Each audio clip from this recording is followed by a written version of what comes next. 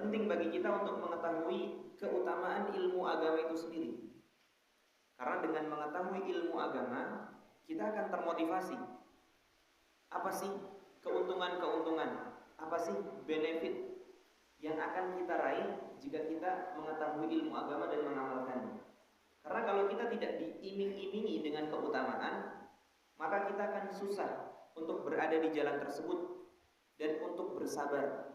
Sebagaimana perkataan Khadir kepada Nabi Musa. Apa katanya? Wa kaifa tasbiru ala ma lam tuhit bihi khubra. Apa artinya? Wahai Musa, bagaimana mungkin kamu mau bersabar atau bisa bersabar terhadap sesuatu yang kamu belum mengetahui secara luas tentang hal tersebut. Artinya, syarat atau cara supaya kita bisa bersabar akan sesuatu, supaya kita bisa bersabar akan sesuatu, kita harus mengetahui keutamaan hal yang kita pelajari. Sebagai contoh misalkan, seorang ingin mempelajari ilmu kedokteran. Kita tanya, kenapa Anda ingin mempelajari ilmu kedokteran? Ternyata dia sudah melakukan riset. Dia sudah mempelajari. Jadi seorang dokter itu gajinya besar. Apalagi kalau dokter spesialis. Kemudian jadi dokter itu dihormati masyarakat. Setiap kita bertemu orang meskipun itu sudah tua pasti akan manggilnya dok. Nah, berarti kan pakai K. Berarti kan dihormati, dokter. Kemudian jadi dokter itu bisa menolong banyak manusia, ya kan? Bisa menolong banyak manusia. Yang sakit bisa diobati, kemudian dengan izin Allah jadi sembuh. Artinya dia sudah melakukan riset. Mengapa saya ingin berkarir sebagai dokter? Nah, begitupun dengan penuntut ilmu. Hendaknya bagi kita semua, ya, sebelum mempelajari ilmu agama atau saat mempelajari ilmu agama, kita juga melakukan riset. Memang apa sih untungnya saya mempelajari ilmu agama? Apa sih untungnya saya mondok? Apa sih untungnya saya jauh-jauhan dari orang tua demi menimba ilmu ini? Baik, keutamaan yang pertama adalah bahwasanya menuntut ilmu agama adalah jalan tercepat menuju surga. Ya, menuntut ilmu agama adalah jalan tercepat menuju surga. Shortcut. Ya, tahu shortcut ya? Biasanya di timeline Windows kan kita ada shortcut. Daripada kita buka filenya secara langsung, ada shortcut, jalan pintas tercepat menuju surga. Kata Nabi SAW sebagaimana dalam hadis Abu Darda yang sahih diriwayatkan oleh At-Tirmidzi, Abu Dawud dan Ibnu Majah, Nabi SAW bersabda, semuanya sudah hafal pasti. Man salaka tariqan yaltamisu mumtaz. Kemudian sahhalallahu lahu bihi tariqan ilal jannah. Terjemahin hadisnya. Barang siapa yang menempuh suatu jalan, man salaka tariqan, menempuh suatu jalan, yaltamisu fihi ilman, dalam rangka menuntut ilmu, mumtaz, maka Allah akan mudahkan baginya jalan menuju surga. Alasannya kenapa? Siapa yang tahu? Kenapa Allah katakan ilmu itu jalan pintas menuju surga? Kenapa Allah tidak mengatakan barang siapa pergi haji, barang siapa berjihad, barang siapa sholat?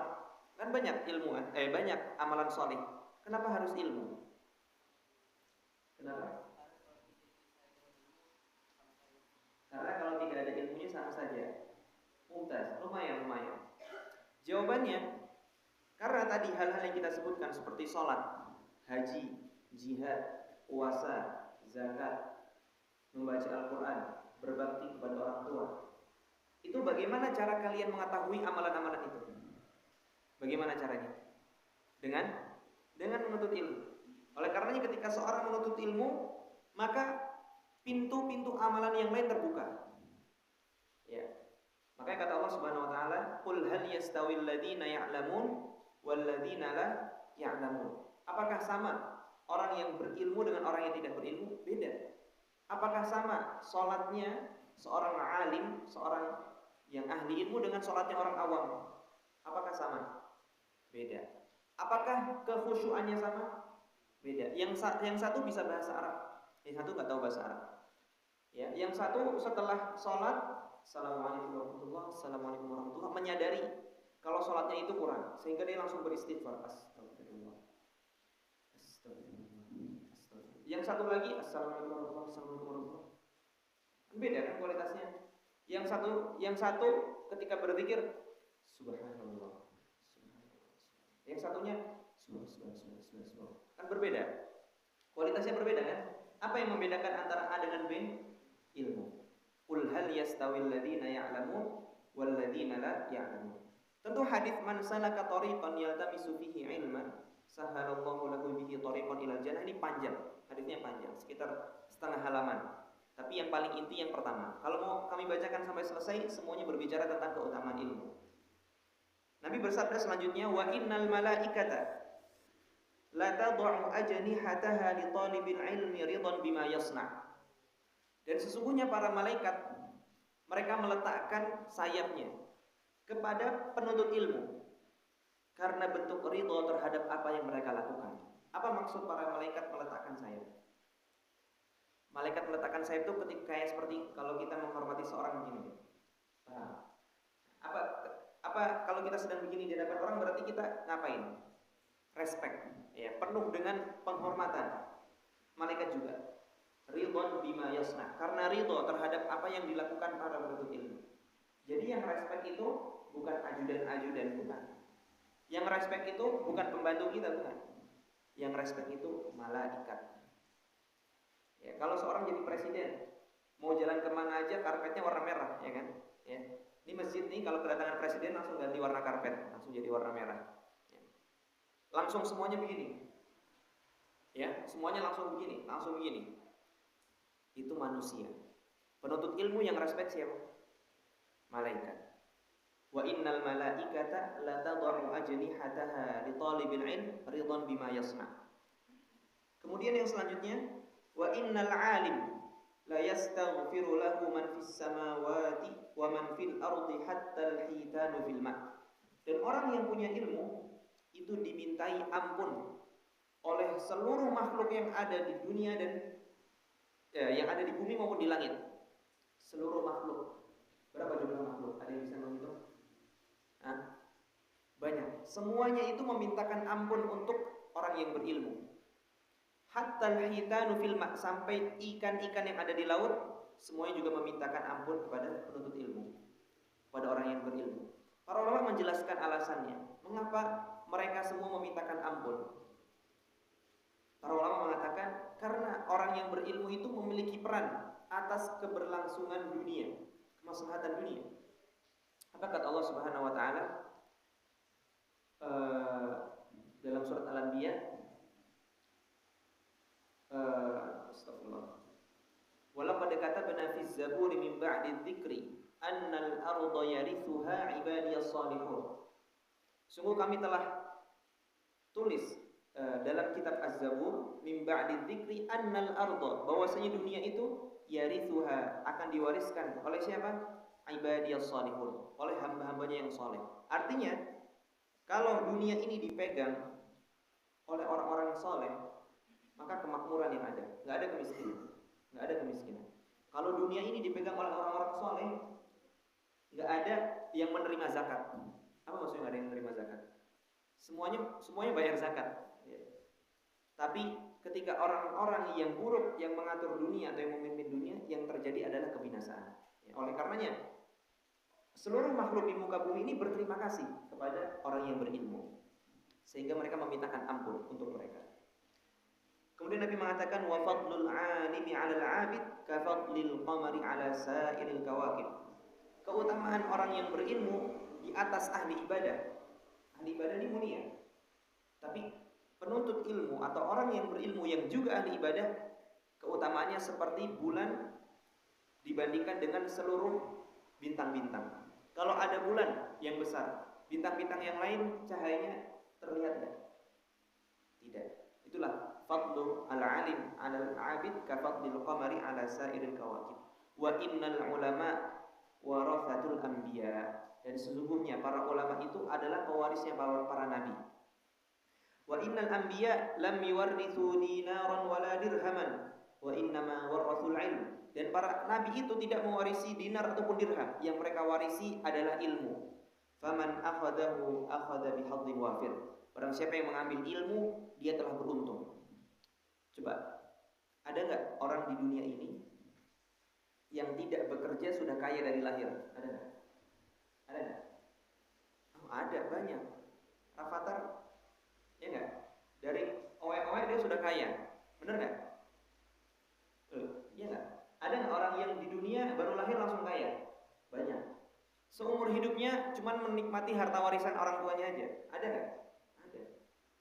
Artinya kesuksesan di dunia itu tidak selalu berbanding lurus dengan usaha yang dia lakukan. Enggak. Kalau dia bilang usaha tidak mengkhianati hasil, itu kalimat perlu dikoreksi. Ada yang nggak berusaha hasilnya banyak. Ya. Meskipun namanya tawakal itu harus bergantung pada sebab.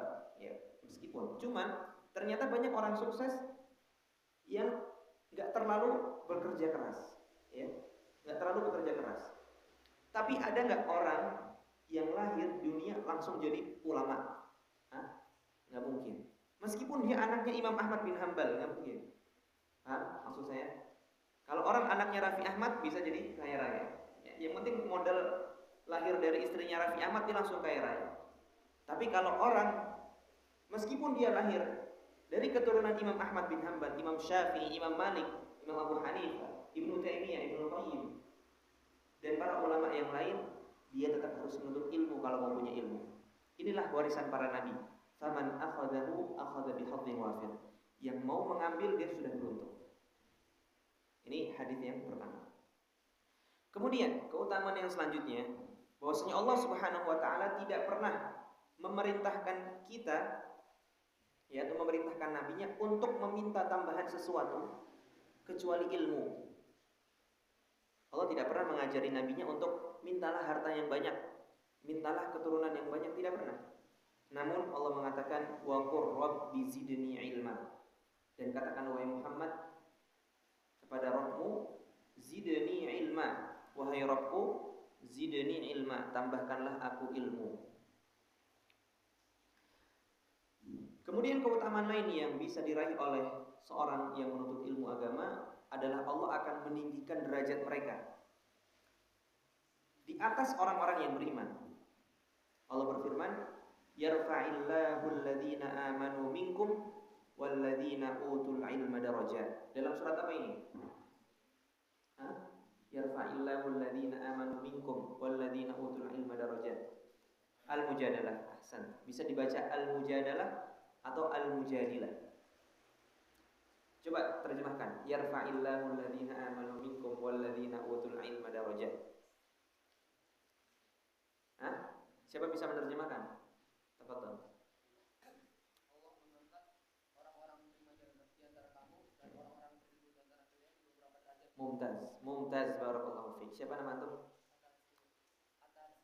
Ata Nasrullah. Ata Rizqullah. Barakallahu fiik. Allah akan mengangkat orang-orang yang beriman di antara kalian. Nah, berarti manusia itu ada yang beriman dan tidak. Yang mana yang lebih diangkat oleh Allah? Yang beriman. Ini misalkan manusia ya. Yang beriman itu lebih unggul. Yarfa'illahu alladhina amanu minkum. Yang beriman di antara kalian Allah angkat. Walladzina utul ilma, dan orang yang memiliki ilmu Allah angkat di atas orang yang beriman. Paham? Jadi derajatnya 2 kali lebih tinggi daripada orang biasa. Kalau orang beriman 1 kali. Ya. Adapun orang yang berilmu dan beriman di atas orang beriman. Paham? Darajat, beberapa derajat. Nah, ini derajatnya bisa dirasakan di dunia dan di akhirat kelak lebih bisa dirasakan. Baik, yang selanjutnya bahwasanya Allah memuji di dalam Al-Qur'an bahwasanya ahli ilmu itu sebagai satu-satu hambanya yang takut kepadanya. Allah Ta'ala berfirman, innama yakhsyallaha min ibadihil ulama. Sesungguhnya di antara hamba-hamba Allah yang takut kepadanya hanyalah para ulama. Oleh karena para ulama mengambil istinbat dari ayat yang agung ini dengan mengatakan innamal ilmu khasyah. Sesungguhnya ilmu yang sesungguhnya itu rasa takut. Ya. Kalau Ini nasihat untuk diri anak pribadi ya, sebelum adik-adik sekalian. Kalau misalkan kita dalam menuntut ilmu, kok tambah adabnya jelek, kok tambah lebih suka ghibah, dengan menuntut ilmu kok lebih ngerendahin orang, dengan menuntut ilmu kok nggak takut sama Allah, dengan menuntut ilmu kok malah lebih sering membicarakan aib orang daripada membicarakan aib diri sendiri dan bertobat darinya, berarti ada yang salah.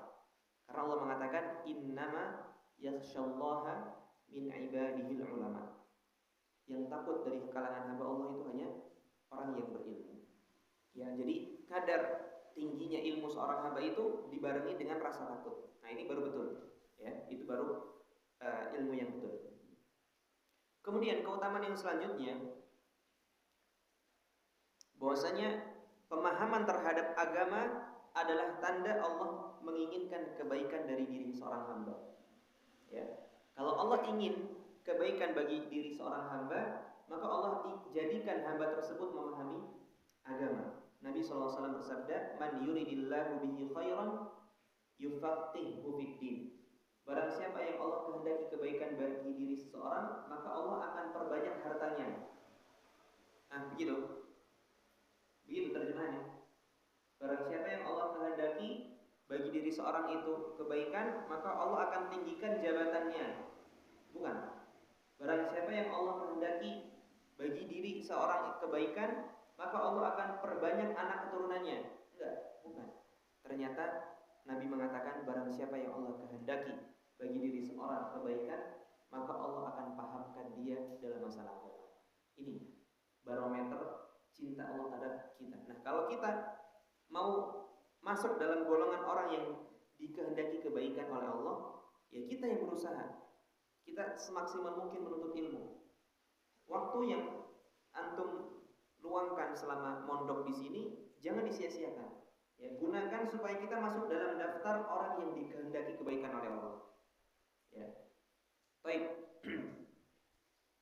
Kemudian yang selanjutnya, ya, bahwasanya ilmu itu atau orang yang berilmu itu kita diperbolehkan hasad kepadanya. Apa itu hasad? Pertama, apa itu hasad? Siapa tahu pengertian hasad? Iri. Iri itu apa maksudnya? Gimana? Menginginkan sesuatu dari dia. Ana mau pulpen antum dong. Berarti ana iri. Ana minjem pulpen antum boleh?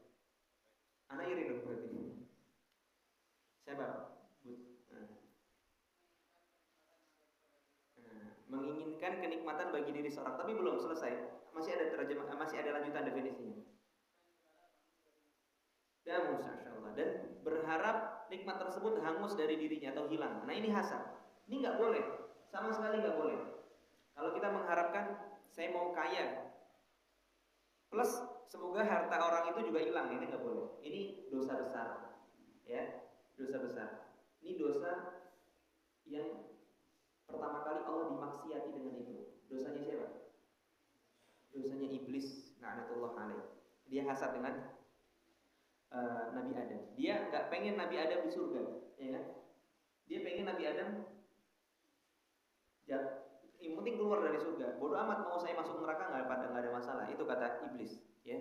Jadi dendamnya kesumat. Nah, adapun ada istilah lain namanya ghibthah. Ghibthah itu beda dengan hasad. Hasad itu disertai dengan keinginan nikmat tersebut hilang dari diri orang.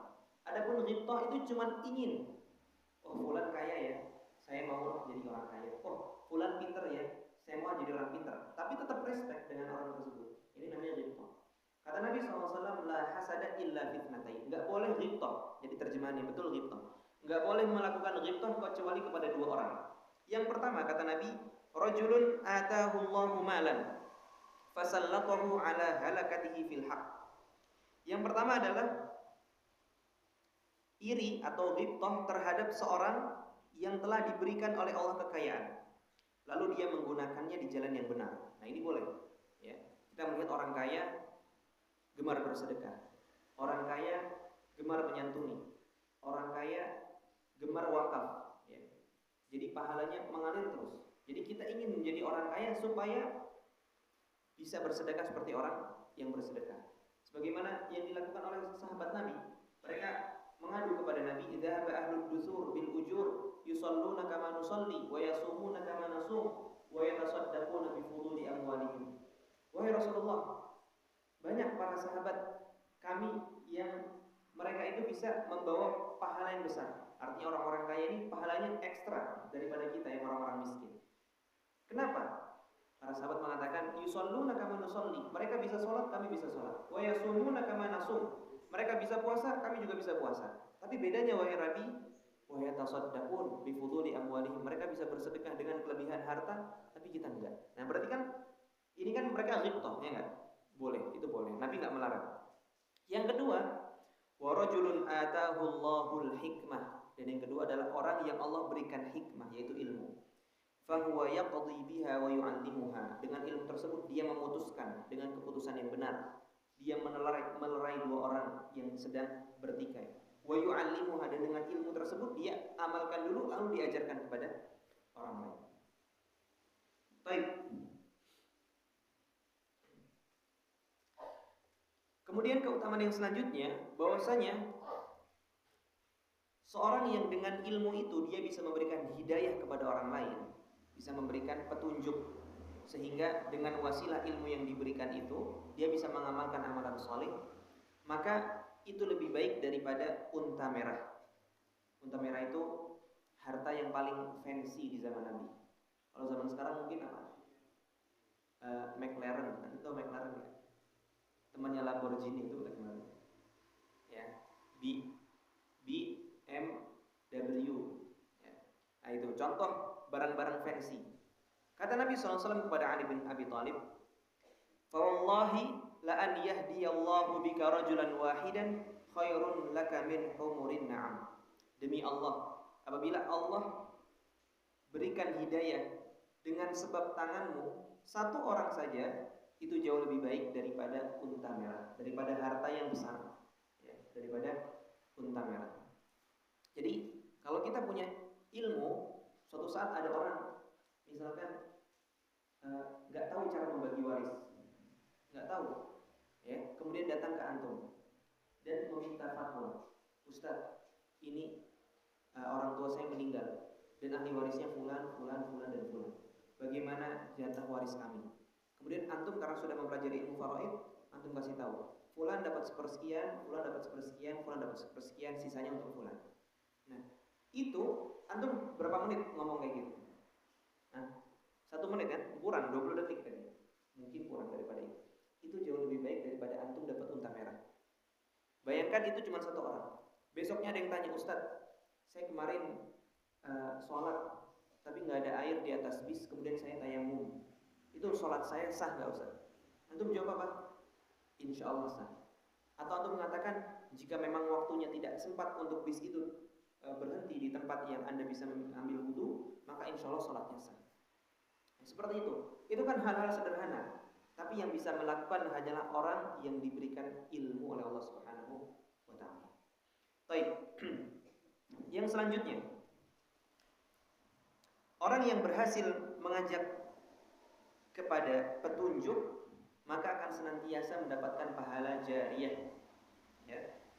Kata Nabi SAW, sebagaimana dalam hadis yang diriwayatkan oleh Imam Muslim, "Idza mata ibnu Adam apa? Inqata'a 'amaluhu illa min thalath." Enggak pada hafal. "Idza mata ibnu Adam inqata'a 'amaluhu illa min thalath."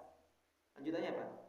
"Shadaqatin jariyatin au ilmin yuntafa'u bihi au waladin shalihin yad'u lahu." Mumtaz.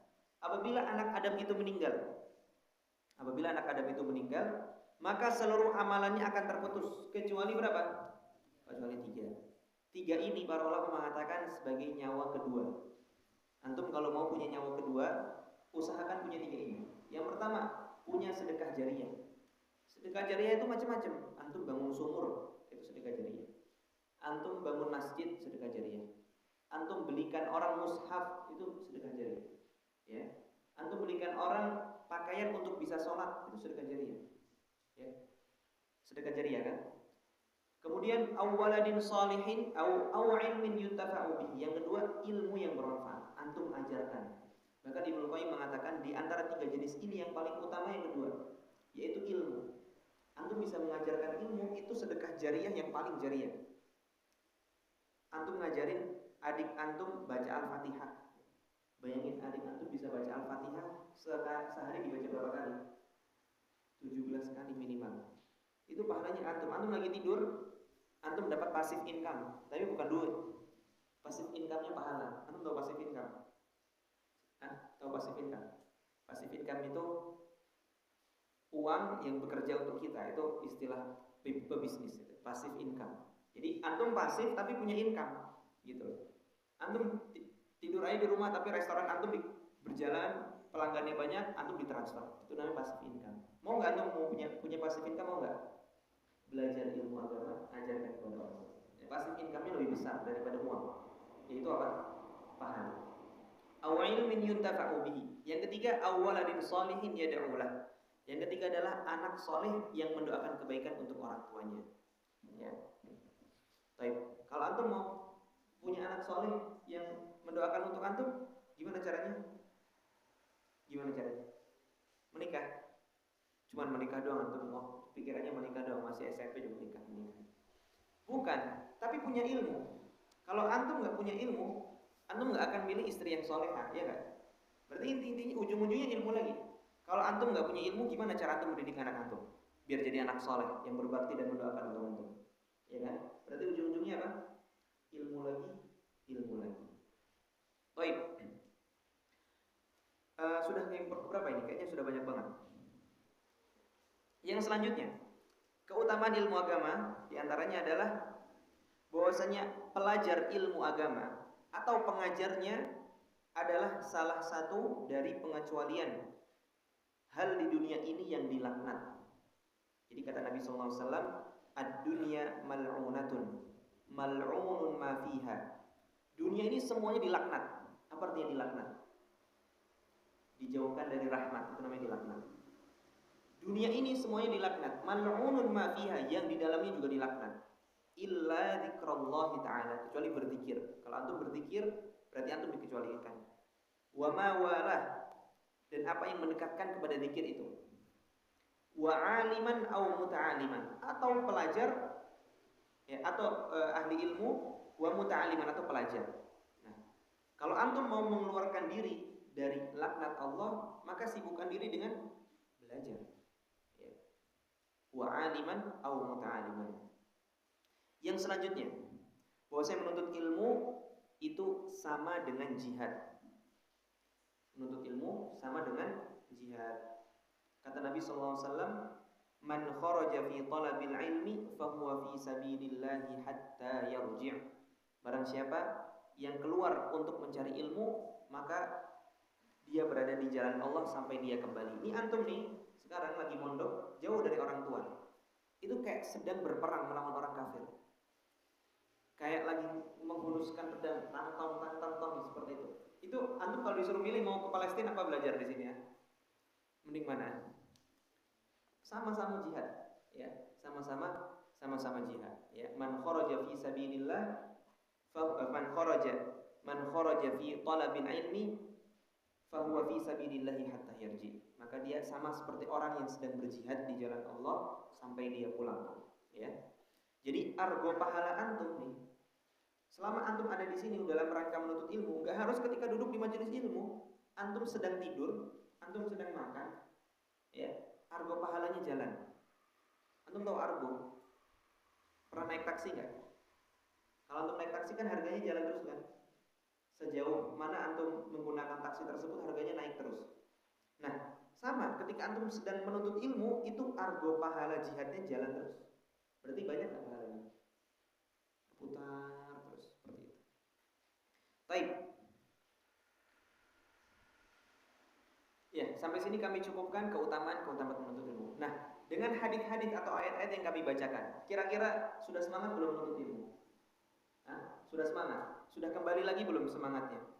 Kira-kira ingin nggak sukses dalam menuntut ilmu? Ingin nggak mendapatkan surga?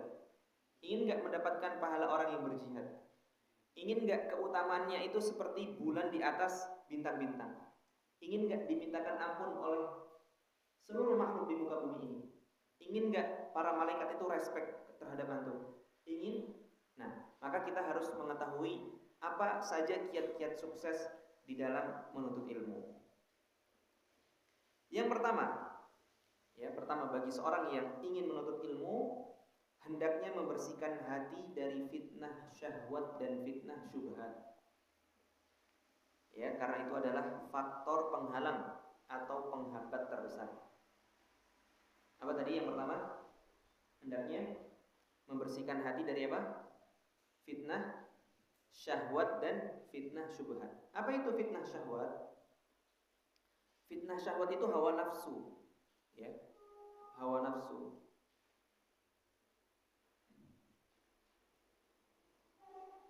Dulu ketika kami mondok, ya. Orang kalau udah kenal perempuan atau pacaran, udah nggak bisa dia ngafal Quran. Senyum-senyum aja, di pojokan aja, diem aja. Itu kalau udah pacaran begitu, ya. Ya, kalau lagi pulang memanfaatkan mumpung lagi pegang HP, chatting aja, ya. Makanya saya nggak sedang menuduh semua dari salah di antara antum, tapi kalau yang sedang pacaran bertaubatlah pada Allah, ya. Kalau antum masih pacaran dan masih menuntut ilmu, nggak akan sukses dua-duanya. Antum nggak berhasil percintaannya, antum juga nggak berhasil menuntut ilmunya. Emang menurut antum orang tua si doi mau dinikahi sama antum nggak punya kerja? Hah? Nggak mau kan? Nggak mau kan? Jadi kalau antum masih mencintai atau antum ada hubungan dengan wanita, padahal antum belum bisa menghasilkan uang, itu namanya antum masih cinta monyet, ya. Haihata lima tu'adun. Nggak mungkin antum sukses. Itu cuman kesengsem aja. Kalau antum beneran gentle, antum kerja cari uang, kumpulin uang, tanya berapa maharnya, datengin ayahnya, saya ingin lamar. Nah, itu gentle. Kalau antum cuma main belakang, chat lewat Instagram DM atau lewat Facebook atau lewat WhatsApp, itu cemen, bos. Cemen. Itu namanya cemen, ya. Kalau antum gentle, antum pilih salah satu. Antum mau yang mana? Ilmu atau doi? Antum sekarang masih umur belasan tahun kan? Gak mungkin antum kerja. Mau kerja apa antum? Ya, ya udah sekarang antum fokus dulu yang ada di depan antum. Belajar dulu, ya belajar. Tinggalkan doi karena Allah. Bilang ke doi, wahai doi, sesungguhnya aku mencintaimu karena Allah. Oleh karenanya aku ingin putus hubungan. Loh, gitu. Jadi mencintai karena Allah konsekuensinya putus hubungan. Dah, blokir, ya. Kalau memang takdir menggabungkan kita, kelak aku akan mendatangi ayahmu dan akan melamarmu. Gitu. Ntar gitu ya. Jangan lupa. Canda. Nah, itu fitnah syahwat. Jadi kalau ada fitnah syahwat nggak mungkin sukses. Demi Allah nggak mungkin sukses. Mau diulangi lagi, demi Allah nggak akan sukses, ya. Demi Allah nggak akan sukses. Kalau antum masih pacaran, ya, anak nggak sedang menghakimi antum, tapi anak ini mantan musyrik, anak juga mantan OSIS ketika di pondok. Jadi anak tahu nih muka-muka yang pacaran. Nggak, bercanda. Taib, jangan takut. Taib, intinya tinggalkan fulanah karena Allah. Ya, juga tinggalkan syubhat. Syubhat itu artinya, ya, bahasa mudahnya itu pemikiran yang rancu, yang bikin antum meragu terhadap agama, itu namanya syubhat. Misalkan antum, insya Allah sih nggak ada ya dari antum, insya Allah nggak. Hobi baca buku-buku ateis, jangan baca buku-buku ateis. Ya, tahu ateis nggak? Ateis itu apa? Siapa? Orang yang nggak percaya Tuhan, itu namanya ateis. Ya, jangan baca buku-buku mereka. Ya, kita nggak tahu syubhat apa sih. Jangan sampai kita baca terus, oh iya benar juga itu kayak kafir itu. Ya, jangan. Ya, jangan juga baca atau dengerin ahli bid'ah ceramah, jangan. Ya, ntar antum dengerin bilang benar juga ya. Oh ya, kayaknya bid'ah boleh nih. Jangan dengerin ahli bid'ah, jangan dengerin ahli syubhat, ya, jangan, tinggalkan. Baik. Kata Allah Subhanahu wa taala, "Wa thiyabaka fatahhir" dalam surat Al-Mudaththir.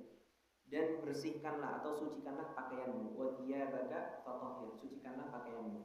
Nah, sebagian ulama tafsir mengatakan maksud dari pakaian itu hati.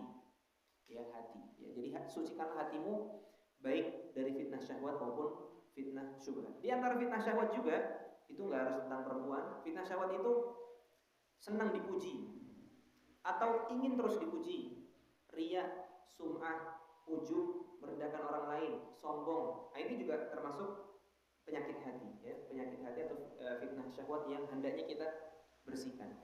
Ya, kita banyak-banyak meminta kepada Allah Subhanahu Wa Taala supaya tidak memiliki penyakit dalam hati kita. Nabi SAW bersabda, Innallaha la yanzuru ila suwarikum wa amwalikum, walakin yanzuru ila qulubikum wa a'malikum. Sesungguhnya Allah tidak melihat atau tidak melirik kepada rupa dan harta kalian, tidak. Yang Allah lihat itu apa? Ila qulubikum wa a'malikum, kepada hati dan amalan kalian. Nah, itu yang dilihat oleh Allah Subhanahu wa taala. Kita kalau misalkan mau ketemu orang, bajunya berantakan, bajunya kotor, bau, kita mau malu nggak? Malu kan?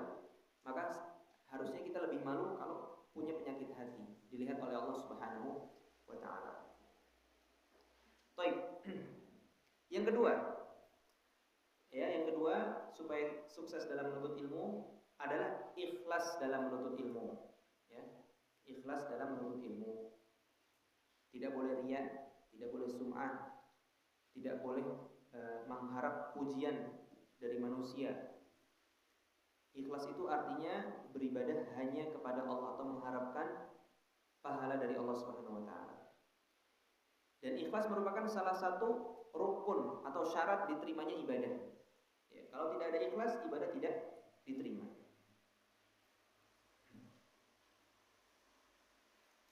Dan jika seorang penuntut ilmu itu tidak ikhlas, maka ancamannya sangatlah besar.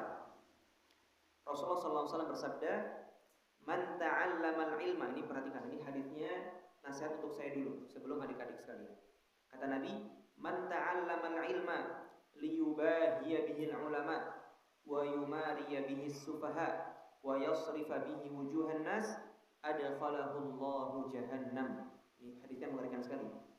Barang siapa yang menuntut ilmu agama liyubahiya bihil ulama, untuk berbangga-bangga di hadapan para ulama, wa yumariya bihis sufaha, dan mendebat orang-orang bodoh, maksudnya untuk memperlihatkan kepintarannya, jadi belajar biar kelihatan pintar. Wa yasrifa wujuhan nas, dan membuat wajah orang terpalingkan ke arahnya. Masya Allah, Masya Allah. Jadi dia belajar supaya ditunjuk-tunjuk. Ya, kata Allah Subhanahu, kata Nabi SAW, adkhalahullahu jahannam, maka Allah akan memasukkan dia ke dalam neraka jahanam. Ini mengerikan enggak? Ini nasihat untuk saya dulu, ya. Untuk saya dulu dan untuk adik-adik. Dalam riwayat lain Rasulullah bersabda, Man ta'allama ilman mimma yubtagha bihi wajhullah la yata'allamuhu illa liyusiba bihi 'aradan minad dunya lam yajid 'arfal jannati yaumal qiyamah. Barang siapa yang mempelajari ilmu yang seharusnya dipelajari untuk mencari wajah Allah, tapi dia tidak mempelajarinya kecuali untuk meraih keuntungan dunia, maka dia tidak akan mencium bau surga pada hari kiamat. Nas'alullah as-salam. Semoga Allah Subhanahu wa taala jauhkan kita dari niat-niat buruk di dalam menuntut ilmu. Jadi meskipun menuntut ilmu itu keutamanya besar, tapi kalau niatnya salah resikonya juga besar. Ya, jadi kita harus seimbang antara roja terhadap keutamaan-keutamaan ilmu, berharap mendapatkan keutamaan-keutamaan ilmu, dan kita juga takut kalau niat kita salah. Harus seimbang. Ya. Baik. Dalam hadis yang lain juga bahwasanya ada 3 golongan yang pertama kali dinyalakan api neraka. Siapa itu? Siapa yang tahu? Yang pertama siapa? Yang pertama adalah penuntut ilmu atau qari yang salah niat, yang dia ingin dipuji, ingin dikatakan seorang alim, ingin disebut qari. Yang kedua adalah orang dermawan yang ingin dipuji kedermawanannya. Yang ketiga adalah orang yang berjihad di jalan Allah biar dibilang dia pemberani. Ini 3 orang ini dalam hadis yang diriwayatkan oleh At-Tirmidzi dengan sanad yang hasan, dikatakan oleh Nabi SAW adalah orang yang pertama kali dinyalakan api neraka. Subhanallah, ya. Terlihat orang baik, namun ternyata ketika niatnya salah justru dimasukkan ke neraka terlebih dahulu. Nauzubillah min dzalik. Baik. Bagaimana cara kita merealisasikan ikhlas dalam menuntut ilmu? Bagaimana caranya? Caranya adalah dengan meniatkan 4 hal. Ini harus kalian hafal. Kalau kita sudah meniatkan 4 hal, ya, maka insya Allah kita sudah ikhlas. Meskipun kita nggak boleh mengklaim diri kita ikhlas. Apa saja yang harus kita niatkan? Yang pertama, niat untuk mengangkat kebodohan diri. Jadi kalau menuntut ilmu, niatkan, saya ini bodoh, maka saya ingin supaya kebodohan saya terangkat. Ini yang pertama. Ya. Yang kedua, niat untuk mengamalkan ilmu. Jangan sampai kita belajar, ya, nggak kita amalkan. Ya, cuman buat berbangga-bangga doang. Sudah hafal Quran, sudah hafal ratusan hadis atau ribuan hadis, sudah ini, sudah itu, banyak gurunya ini dan itu. Nah, ini namanya berbangga-bangga. Enggak, ilmu itu untuk diamalkan. Jadi yang pertama tadi apa? Niat untuk mengangkat kebodohan. Yang kedua, niat untuk mengamalkan. Yang ketiga, niat untuk mengajarkan kepada orang lain. Jadi kalau menuntut ilmu, kita boleh dalam hati kita, oh ini ilmu bagus nih, saya akan ajarkan ke orang tua. Oh ini ilmu bagus nih, saya ingin ajarkan kepada adik atau kakak. Oh ini ilmu bagus nih, saya ingin share di grup WhatsApp misalkan, dan lain sebagainya, boleh. Jadi niat belajar supaya diajarkan kepada orang lain. Ini niat yang betul. Dan yang ketiga, ada yang terakhir adalah niat untuk menjaga dan menghidupkan ilmu. Niat untuk menjaga dan menghidupkan ilmu. Apa maksudnya niat untuk menjaga dan menghidupkan ilmu? Baik, pusatnya di sini bukan di situ. Itu bis. Baik. Niat untuk menjaga atau menghidupkan ilmu itu maksudnya terkadang ada ilmu yang kita pelajari tapi nggak pernah kita amalkan. Mungkin ada yang bisa saya kasih contoh? Kita mempelajari ilmu tapi kita nggak pernah amalkan. Contoh misalkan zakat onta. Zakat onta. Kan hewan ternak punya nisabnya ya, punya zakatnya. Onta, sapi dan kambing. Di Indonesia ada onta nggak? Nggak ada. Artinya kita belajar aja berapa jumlah onta yang harus dizakati. Kemudian zakatnya apa? Kita pelajari dalam ilmu fikih. Tapi bisa jadi kita nggak pernah amalkan, atau kita nggak pernah benarkan putuskan sebagai solusi di kalangan masyarakat Indonesia, ya nggak? Tapi kita mempelajari dalam rangka menjaga ilmu dan menghidupkannya. Itu boleh, ya, boleh. Contoh lagi misalkan seorang belajar tentang ilmu apa misalkan? Contoh belajar tentang haji. Contoh aja. Tapi sampai meninggal dia belum pernah haji, mungkin ya? Mungkin saja. Baik. Nah, jika 4 hal tersebut sudah kita laksanakan, insya Allah kita sudah ikhlas. Tapi tetap nggak boleh mengklaim diri kita ikhlas. Kita nggak boleh bilang saya ikhlas, ya nggak boleh, nggak boleh. Kalau kita mengklaim diri kita ikhlas, berarti kita tidak ikhlas. Kata Hisham Ad-Dastuwai rahimahullah, dia berkata, wallahi ma astati'u an aqula inni dhahabtu yawman qat atlubul hadith uridu bihi wajh Allah. Demi Allah, aku tidak bisa menjamin satu hari pergi dalam rangka mencari hadis yang kulakukan untuk mengharapkan wajah Allah. Artinya Hisham Ad-Dastuwai ini bilang, saya nggak pernah tahu selama perjalanan saya menuntut hadis itu apakah saya pernah ikhlas atau tidak. Berarti dia nggak pernah mengklaim sama sekali dirinya itu ikhlas. Ya. Imam Ahmad juga pernah ditanya, hal talabtal ilma lillah? Wahai Imam Ahmad, apakah kamu menuntut ilmu itu karena Allah? Kata Imam Ahmad, amma lillahi fa'aziz. Adapun mengklaim menuntut ilmu karena Allah itu susah, saya nggak bisa. Walakinnahu syai'un hubbiba ilayya fatalabtu. Namun ilmu itu adalah sesuatu yang saya dibuat untuk mencintainya, sehingga saya menuntut ilmu. Itu jawaban Imam Ahmad penuh ketawaduan. Jadi beliau nggak bilang ikhlas, ya jelas Imam Ahmad bin Hanbal bos, senggol dong misalkan begitu. Enggak, dia nggak bilang begitu. Dia bilang ilmu itu adalah hal yang saya sukai, jadi saya menuntut ilmu. Sederhana jawabannya. Baik. Kemudian itu yang kedua ya. Yang pertama membersihkan hati dari fitnah, syahwat dan syubhat. Yang kedua adalah ikhlas dalam menuntut ilmu. Yang ketiga adalah bersemangat dalam menuntut ilmu dan memanfaatkan usia muda. Ya, bersemangat dalam menuntut ilmu dan memanfaatkan usia muda. Semangat itu gratis, ya. Makanya karena itu gratis, silahkan semangat atau semangat setinggi mungkin. Jangan nanggung-nanggung kalau semangat, ya. Kalau mau punya cita-cita tuh yang tinggi. Jangan terpatok dengan target pondok. Misalkan pondok bilang SMP target 6 juz. Antum targetin diri 15 juz ya gitu. SMA 30 juz gitu. Jadi menaikkan semangat itu gratis. Jadi ngapain tanggung-tanggung, ya? Jangan tanggung-tanggung. Nabi SAW bersabda, "Ihris ala ma yanfa'uk wasta'in billahi wa la ta'jiz." Bersemangatlah terhadap apa yang bermanfaat untuk dirimu, wasta'in billah, dan mintalah pertolongan kepada Allah, wa la ta'jiz, dan jangan lemah. Jangan lemah. Jangan dikit-dikit malas, dikit-dikit ngantukan. Kalau sesekali ngantuk wajar, tapi setiap hari di halaqah ngantuk, setiap hari di kelas ngantuk, ya. Tidur paling cepat, bangun paling lama. Jadi di kelas masih ngantuk, di halaqah masih ngantuk. Malas saja kerjanya. Dari 24 jam ngajinya cuma setengah jam. Ya, jangan jadi orang malas. Ya, jangan jadi orang malas. Tadi, untuk kita bisa meningkatkan semangat dalam menuntut ilmu, kita harus tahu pengetahuan tentang ilmu, dan tadi sudah kita sebutkan. Nah, karena kita sudah tahu pengetahuannya, kita punya cita-cita. Wah, saya mau masuk surga.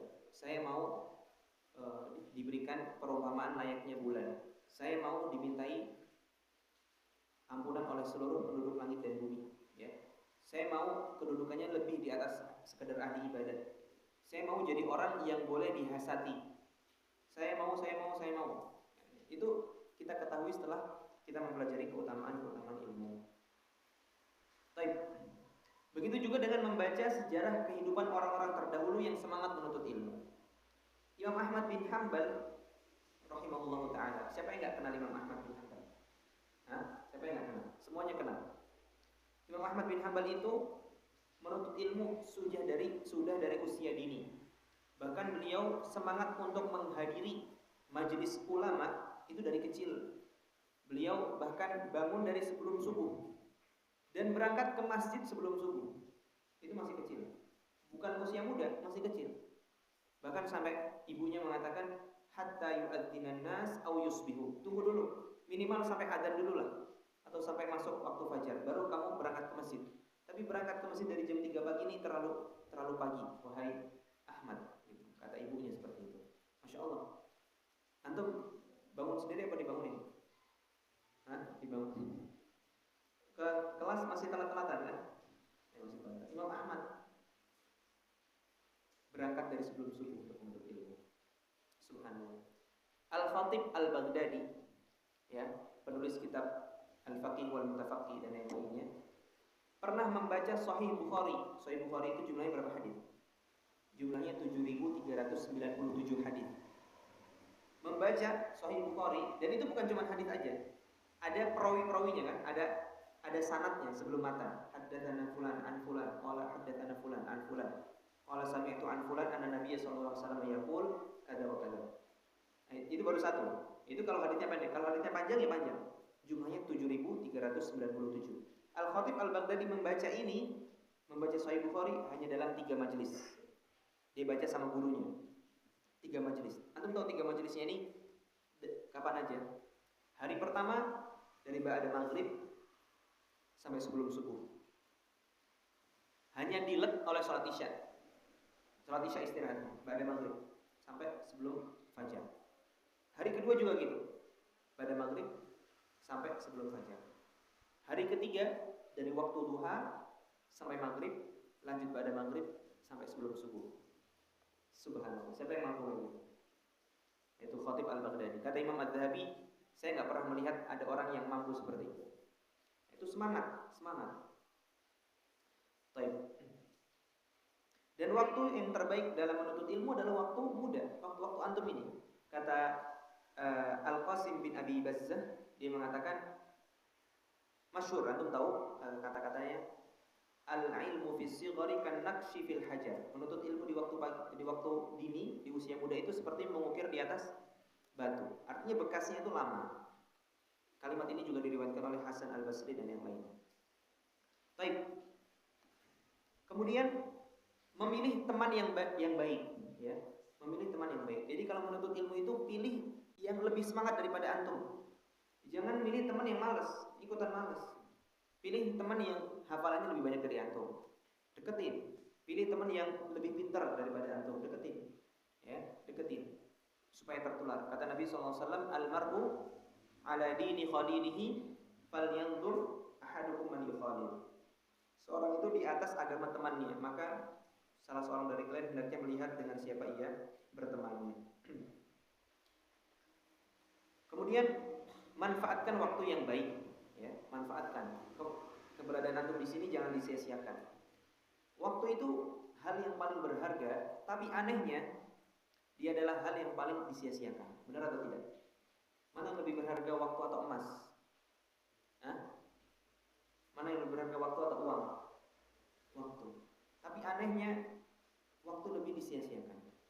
Kata Al-Wazir Saleh bin Ubairah, dia mengatakan wal waktu anfasu ma unita bihifdhihi wa arahu ashala ma 'alaika yadhi'u. Waktu adalah harta yang paling berharga yang harus dijaga, namun aku melihatnya sebagai hal yang paling disia-siakan.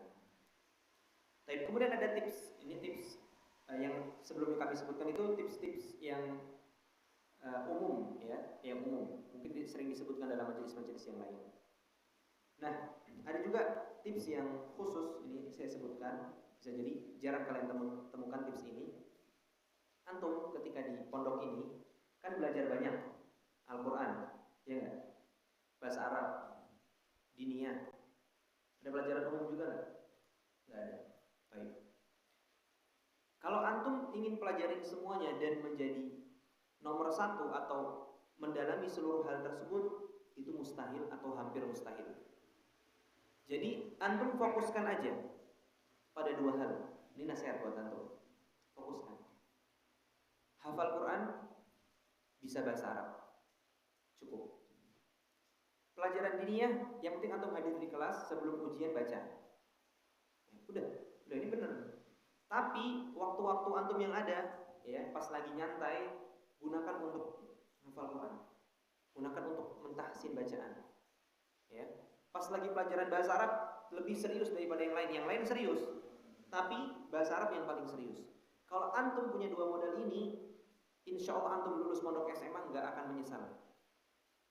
Tapi kalau antum belum hafal Quran dan bahasa Arab antum jelek sampai antum lulus SMA, ingat kata-kata ana 10 Ramadan 1946, 1446. Ingat kata-kata ana. Kalau antum lulus dari pondok belum sempat hafal Quran dan bahasa Arabnya jelek, antum demi Allah akan menyesal, demi Allah. Ingat. Nah, supaya tidak menyesal, minimal hafal Quran, mutqin, tajwid bagus. Nah, itu minimal itu. Hafal Quran. Kemudian pelajari bahasa Arab, minimal nahwu shorof bagus. Atau bisa ngomong pakai bahasa Arab. Nah, karena dua hal ini adalah kunci semua ilmu agama. Kalau antum sudah hafal Quran, kemudian paham bahasa Arab, nanti antum masuk perkuliahan, antum mau kuliah di Libya, atau kuliah di STDI, atau kuliah di Madinah, atau kuliah di Ummul Qura, atau kuliah di Riyadh sana atau dimanapun itu, antum sudah punya dua kunci ini, hafalan Quran dan bahasa Arab. Antum bisa baca buku dari maktabah, antum bisa membuka ensiklopedia diri antum sendiri, nggak perlu susah-susah. Ya, tapi kalau antum nggak hafal Quran, bahasa Arabnya jelek, nanti di masa itu, di usia yang harusnya antum nggak perlu lagi capek-capek untuk belajar bahasa Arab, antum masih harus belajar bahasa Arab lagi. Ya, ingat ya, ini dua hal. Anda wasiatkan dengan benar-benar. Baik. Kemudian dalam belajar, misalkan antum sudah hafal Quran, sudah berbahasa Arab baik, jangan lupa juga untuk kalau namanya belajar itu tipsnya dahulukan yang paling penting, lalu yang lebih penting. Ya. Jadi dalam mempelajari ilmu agama, mana yang kira-kira fardu ain dulu, nah itu antum pelajari. Itu tipsnya. Baru yang fardu kifayah, lalu yang sunnah-sunnah.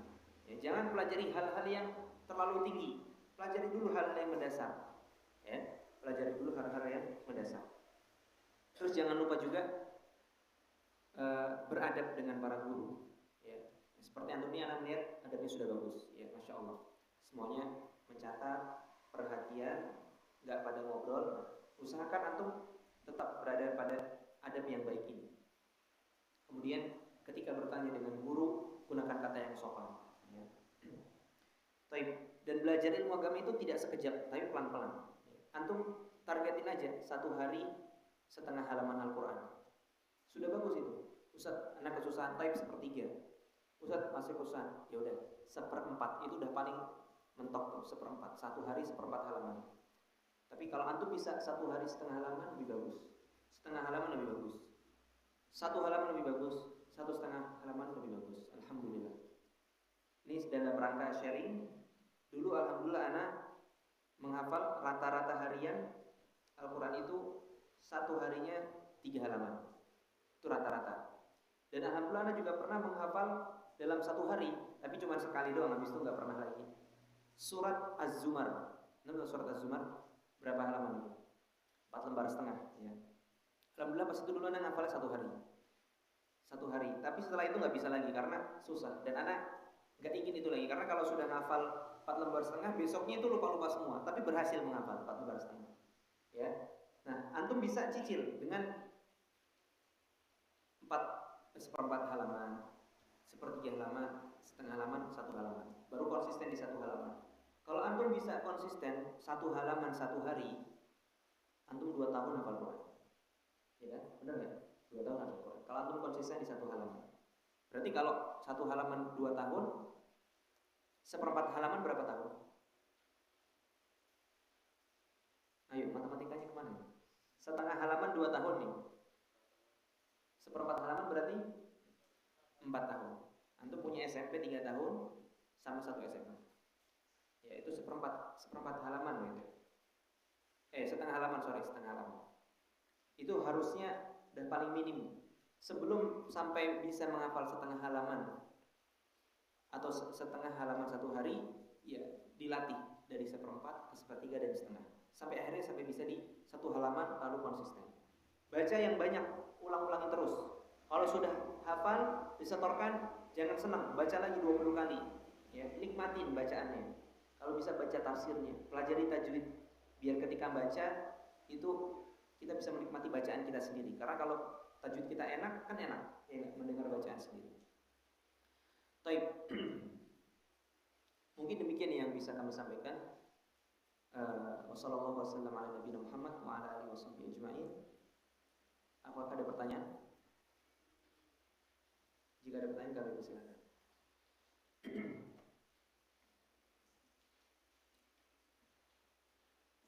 Silakan. Sebutkan namanya. Oh, mau izin ke belakang. Tafadhol. Baik. Dan kalau nggak ada, kita coba dengan doa kafaratul majlis. Subhanallah wa bihamdihi, asyhadu an la ilaha illa anta, astaghfiruka wa atubu ilaik. Masih ada waktu sekitar 20 menitan ya. Bisa digunakan untuk berdoa.